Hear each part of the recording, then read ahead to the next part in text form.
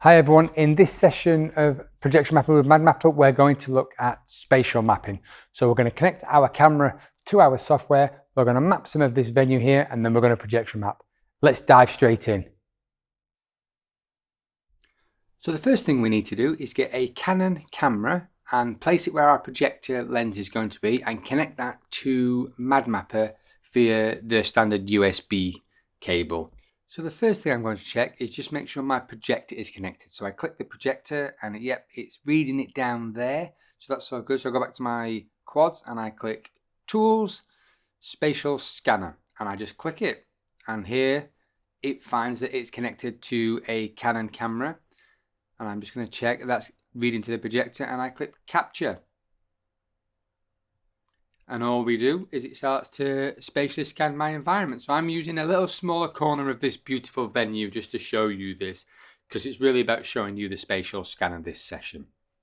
One of the things I will say is you need your camera in manual settings with the ISO open so it can see it. Otherwise, MadMapper will give you a warning to say, please put it in manual settings, and it won't spatially scan it.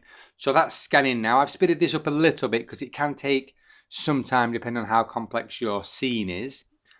So as you can see, it's scanning almost like a LiDAR scanner, scanning my environment, and it's going to create a depth map for me to work on.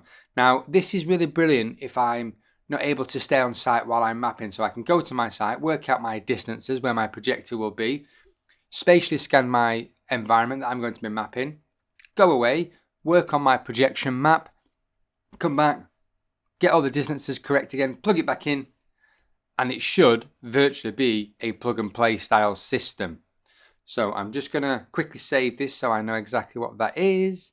And then what we're going to do is we'll map this little space and you'll see, there we go, there's my depth map. So again, I could go away and work on this, but because I'm in the venue, I'm going to work on this whilst I'm here. I mean, if I'm going to be in a venue and I'm going to map this space, I wouldn't need to do the spatial scanner because I can see it in real time. So it is really for when you leave the space and come back. But again, I'm here, I may as well work on it. So as you can see, it's a really interesting system and picture because it's giving me a sense of depth. Now it's not perfect, but it doesn't have to be perfect. I just need the general shapes and geometry of what it is that I'm working on. I can always finally adjust it on site anyway. So you know how to do all of this, you know how to create quads, you know how to create masks inside of quads, and you know how to import assets. So I'll speed this up and then we'll have a quick look at the final result. And there you have it, the final projection map. Now again, it is a simple one, but I wanted to show you how spatial scanning can work in your workflow. Guys, thank you so much for today's session, and I'll see you in the next one.